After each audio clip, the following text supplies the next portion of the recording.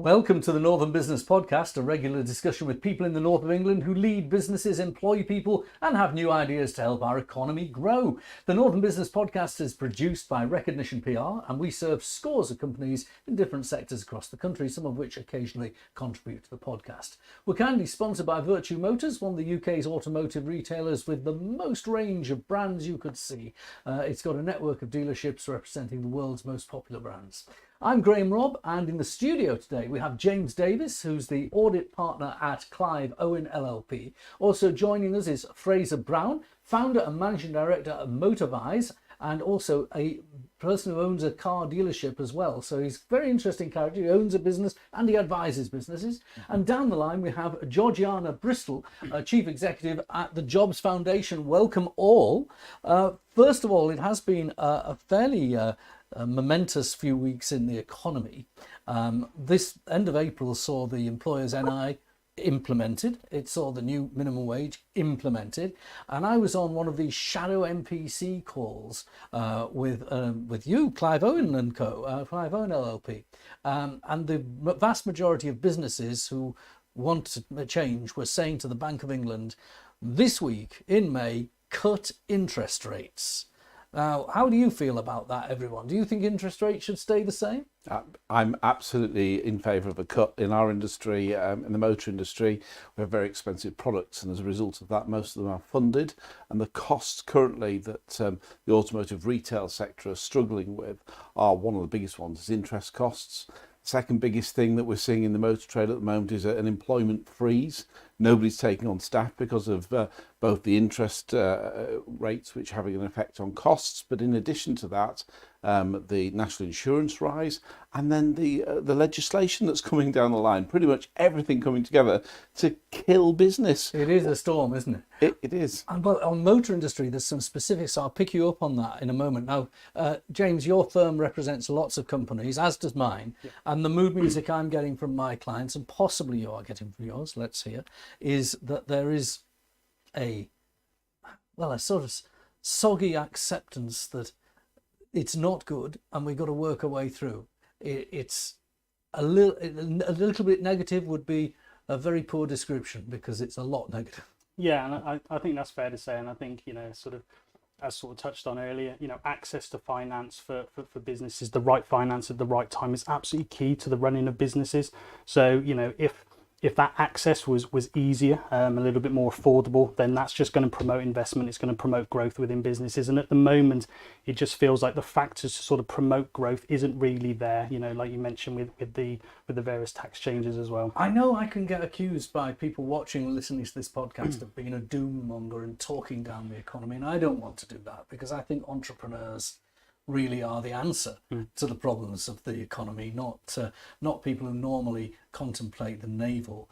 But do you find that your clients have got cards up their sleeve to play, or is it all about costs and productivity increases and profits being diminished? I mean, there is some quiet optimism there. Absolutely, there is a lot of growth opportunities at the moment, particularly in the region. At Clive Owen, we have sort of a very niche sort of grant part of our business, where we help a lot of businesses access to various grant funding. And there is a lot of grant funding there at the moment for, whether it's fixed asset spend, whether it's for job creation. So there are opportunities there. I think a lot of it comes down to awareness, and a lot of the time the press isn't overly positive. So it's just knowing that those opportunities are actually there. Now, Georgina, you run a foundation which is UK-wide, and it's got a special Northern event coming up. So tell us about your foundation and what you're bringing to the party in the North. I will do. So the Jobs Foundation, we're a relatively new charity. We launched in the summer of 23, set up to champion business as a force for good, specifically looking at the role business plays in terms of moving people from welfare into work. I would just say, as a side point, we're very lucky to have over 1,000 business leaders as part of our business council.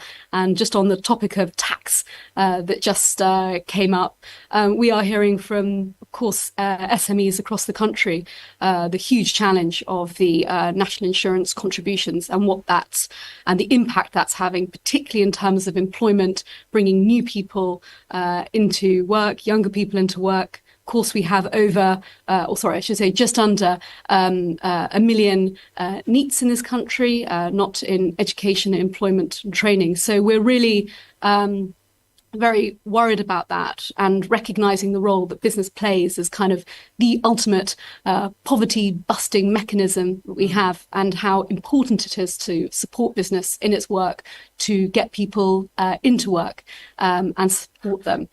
In terms of the specific event, we are launching a series of regional councils across the country this year, and our first one is in the northeast at the Riverside Stadium in Middlesbrough next Friday, which we're very excited about.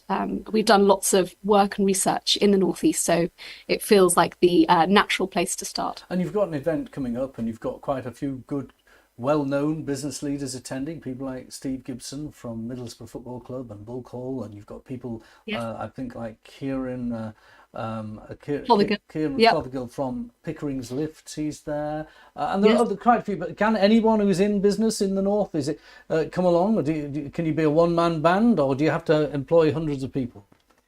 No, we. If you employ people, I suppose it's the Jobs Foundation. Yeah, you can't be a one-man band. Exactly. If you're creating jobs, we are here for you. So no, and I hope maybe in the socials that we share afterwards, we can share more information about that event. But no, we've got some great speakers. We've got Mads Howard from Sage, which is brilliant, obviously a big employer in the northeast, and also Leanne Cahill, who is the Chancellor of Sunderland University and very recently CEO of Bravissimo as well, and of course my co-founder Lord Elliot, who is going to be on the panel as well. So we're really excited and looking forward to it. Well, on the panel we've got Fraser employs people. How many people do you employ? Oh, about 60. 60. Oh, that's pretty impressive. I don't employ that many. I employ sort of 11.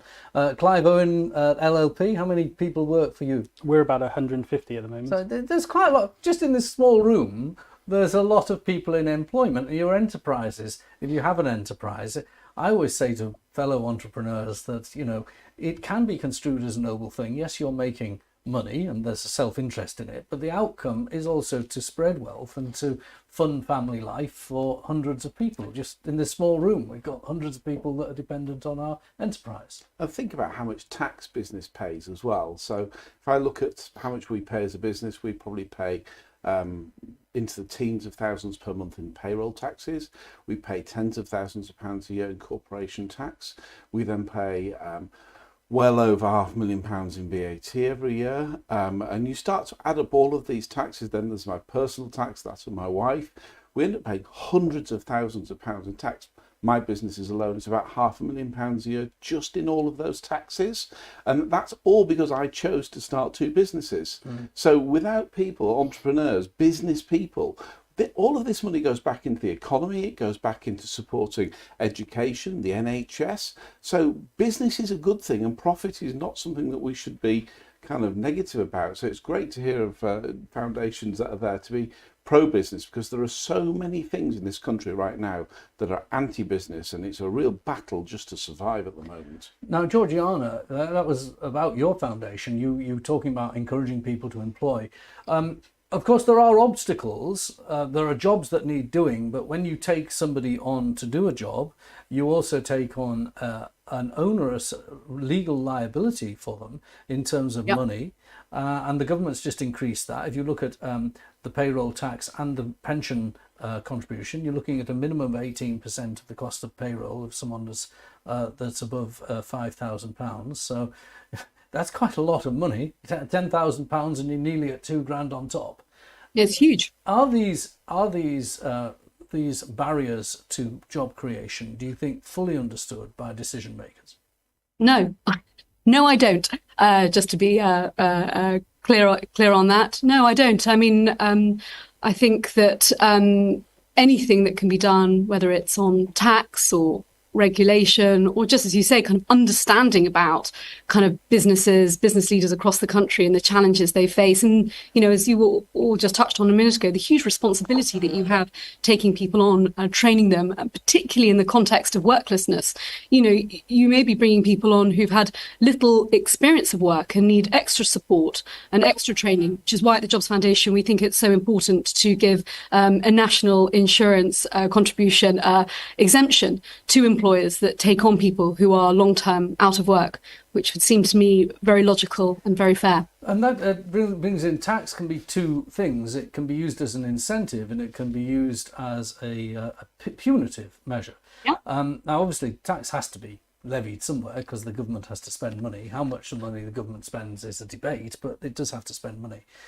But when it comes to employment taxes, it seems to me that tax can be used to disincentivize it. If the government wants to stop smoking, it taxes cigarettes. If it wants to stop drinking, it will increase the cost of alcohol, even taxing sugary drinks. But when it comes to employment, it's being taxed more. Exactly. So if you tax employment more, you're going to get less of it. And actually, if you look at the statistics of late, in terms of the slowdown in employment and the slowdown that we're seeing, without the gift of these tariffs that we're seeing and the fact that that's having a reduction on the cost of energy and therefore inflation is falling, without all of those things happening, the chances are we would not be getting the interest rate cuts that we're getting. So, there are some silver linings in Trump's goings on at the moment in terms of the fact that we're now seeing an opportunity to reduce rates, which is one little gift for business over the coming months, we hope. So, it's quite an interesting dynamic how they actually I think the Trump thing's interesting because I'm a free marketer, and I don't like the idea of governments interfering with markets at all, and tariffs are an anathema to me. But the idea of drilling for oil and then pumping more oil and creating a market distortion that lowers the price of oil is the thing that really has distorted, helpfully, the energy price. It is, and also the fact that they're predicting an overall slowdown in the economy because of these tariffs, which has meant that all commodities seem to have dropped in value, which has helped with inflation figures, which therefore helped the Bank of England to make decisions to reduce our interest rates. So I think it's an accidental benefit of the antics of these tariffs, which for our industry has been really negative. What did you make of the trade deal that was struck between India and the UK? Because there were some incentives for workers, but there were also for currently Indian-based workers who may work on license here, visa allowances. But there were also, and that's taken a lot of the coverage. But there were tariff reductions on British goods, cuts on whiskey, 40% over 10 years, luxury gin, cars, particularly cars. Given that India owns our largest car producer, that seems to be a good outcome, do you think? Yeah, definitely positive. I mean, at the end of the day, when you get tariffs of 20% put on for vehicles going into the US, those vehicles have got to find another market. You'll have seen very recently Jaguar Land Rover marketing heavily in their home market here, new TV adverts cropping up, and also no doubt products will get moved to diverted towards the Indian market because the tariffs have gone down to the lowest we've seen for a very long time. So, it's a free market, and actually the biggest loser, I think, in this Trump's tariff thing going on is going to be the American consumer, because to build a car and build a car plant takes about 10 years, and to suddenly whack tariffs on that are going to have an impact in the space of 10 days, it doesn't allow them to build up supply chains, and ultimately what business needs is stability. And with something like Trump in charge, you're not going to invest in that country because there is no stability. Absolutely. Well, I don't entirely agree with you. I don't want to defend Trump because it's not the done thing, but there is something called creative instability, isn't there? Where you put people on edge and you cause them to negotiate with you. Whether he's successful in that is another matter. And certainly the long-term, as you say, investment in car plants, a long-term game, that. I certainly think he's definitely got people to come to the table and negotiate, but ultimately that's what deal making is, and he's a business person. So, he's definitely incited people to negotiate with America, which is going to be positive for them. But on the flip side, it's created instability. And certainly with a business like automotive and massive investments in automotive plants, you've got to have long-term stability. And even the fact that he's put tariffs on the import of parts that make up the cars so that the supply chain can be fed from outside of the US, and he's just gone backwards on that. So clearly there's a recognition there. I think the interesting thing about the UK-India trade deal is it could be paving the way for the biggest trade deal, which would be the US-India trade deal, because they do want to destabilize China, and that would be a good way of doing it, because India and China are the ultimate manufacturing sector competitors, aren't they?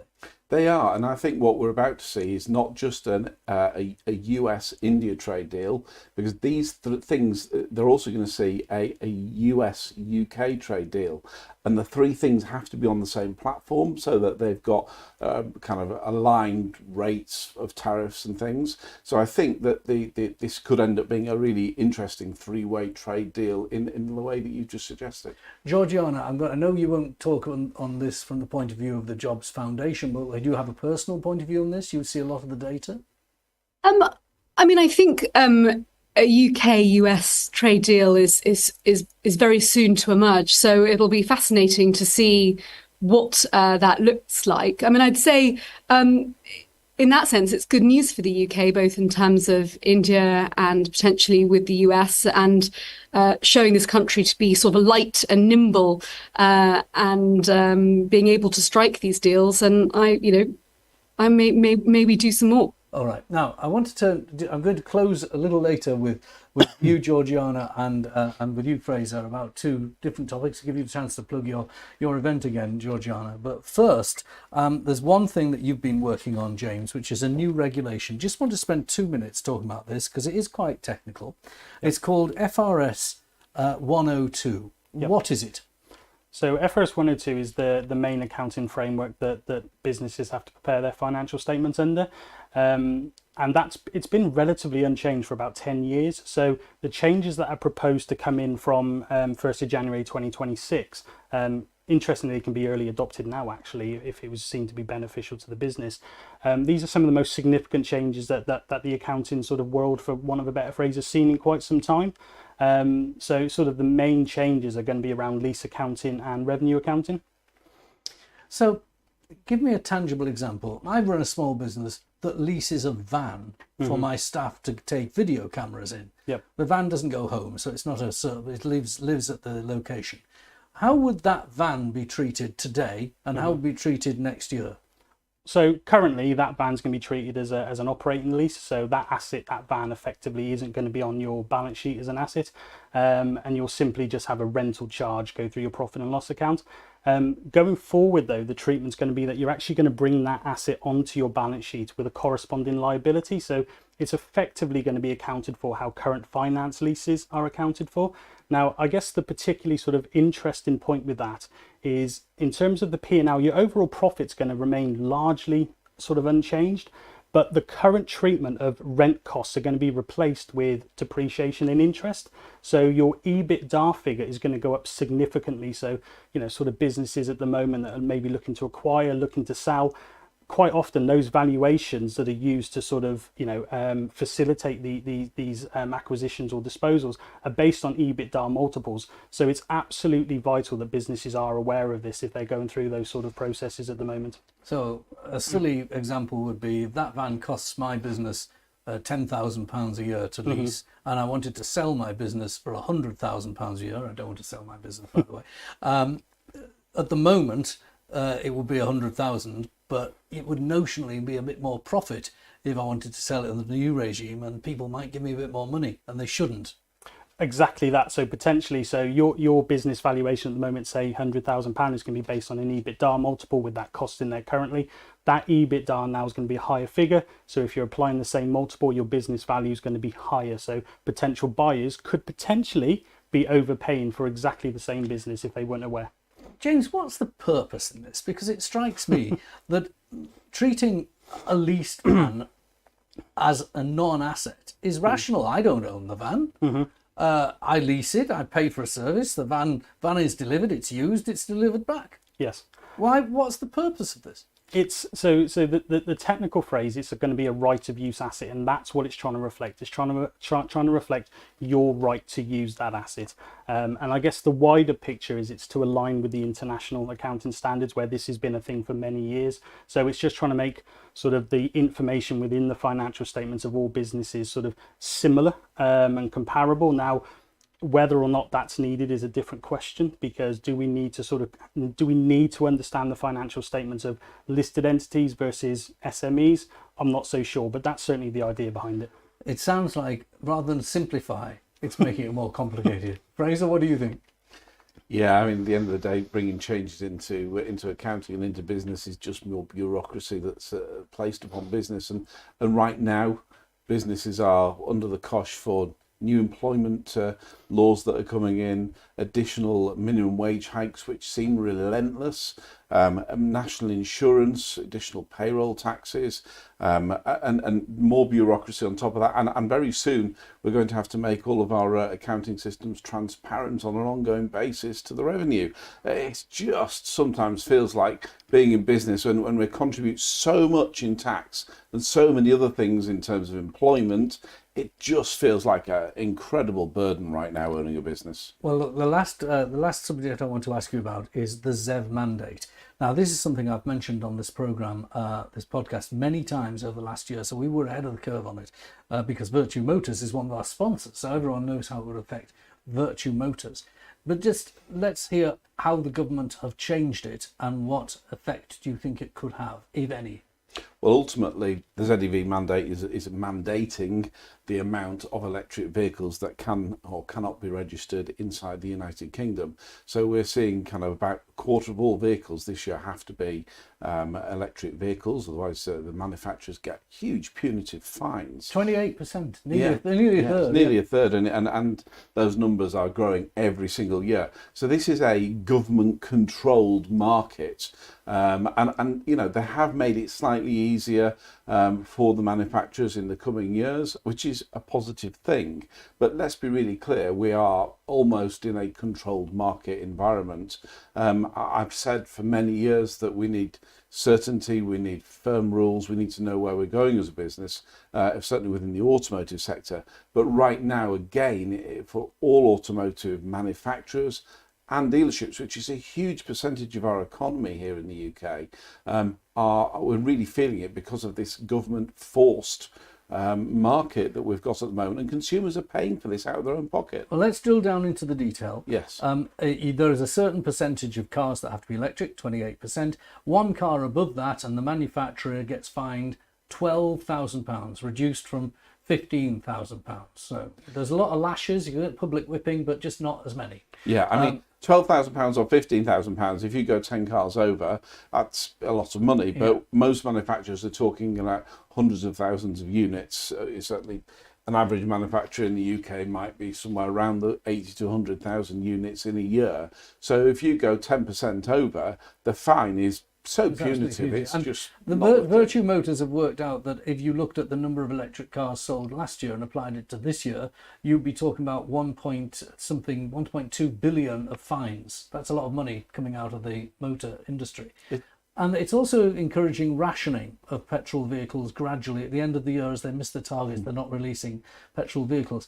Notice that Tesla has seen a number of sales go down, electric vehicle manufacturer. The reasons might be different with Elon Musk and so on. But is Tesla able to sell quotas to the, because it only produces electric vehicles? It does. So Tesla have, no issue with the ZEV mandate. There are other manufacturers like MG. They've got a huge electric vehicle content in their mix, and both of those manufacturers can then sell those credits to other manufacturers.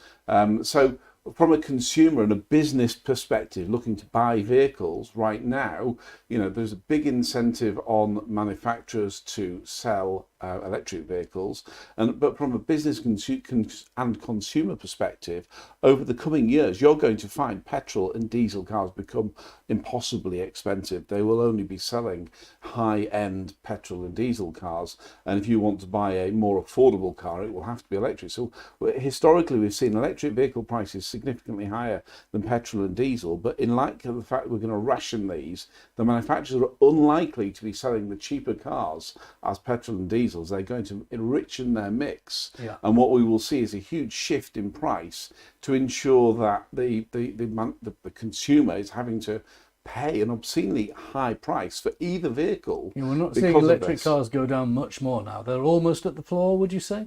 Well, incidentally, used electric vehicles are really good value for money right now, because a used electric vehicle at 2.5, 3 years old is exactly the same price as a petrol and diesel car.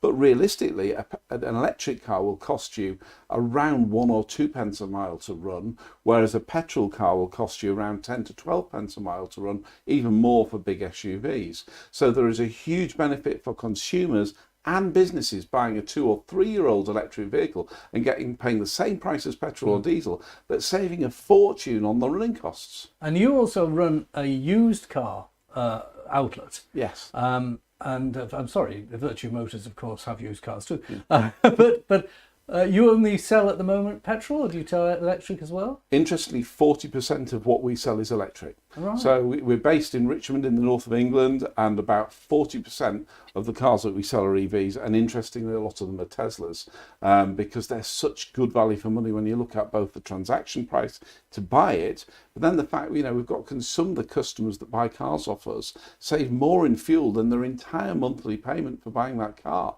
If you're doing 20,000 miles a year, you could save a couple hundred, £300 a month by buying an electric car just in fuel savings, which will offset all of your monthly payments. I have a hybrid car, and I didn't need to charge up all the time, but I did take it down to the south of England last weekend for the bank holiday weekend, and I just stopped everywhere I could to get it charged. And I couldn't get it charged everywhere I wanted to stop. I stopped at various service stations, I stopped at hotels, and quite a lot of chargers didn't work. Quite a lot of chargers were full, there were too many people on them, and I fortunately didn't need the charge because I had petrol, so I let other people have it. But it was quite an interesting exercise. Well, it's not there yet, is it? Well, most people don't use public chargers. So if you own an electric vehicle, you might use a public charger 2 or 3 times a year to go to the south of England. But I can guarantee that probably 95% of your journeys in a day, you'll never do more than 250 miles in a day. It's quite efficient scuttling to work and back. Georgina, last point, remind us of the date of your business council meeting for the Jobs Foundation in the North East. So our regional council launch is next Friday the 16th of May. It's at the Riverside Stadium in Middlesbrough. The title is Unlocking the North East Potential, Innovation, Infrastructure and Industry. And our regional chairman is Kieran Fothergill, who's very much brought the event together and has brought together many fantastic people to the audience next week. So we're excited and looking forward to it. Georgina, Bristol, thank you very much. Also, thank you, James, and thank you, Fraser. That's it for this edition of Northern Business Podcast. If you want to take part and join our discussions, we're on every couple of weeks. Do get in touch via LinkedIn or via Recognition PR. Thanks to our podcast producer, Alex Dryden, and our technical operator, Robin Campbell. Join us next time on the Northern Business Podcast.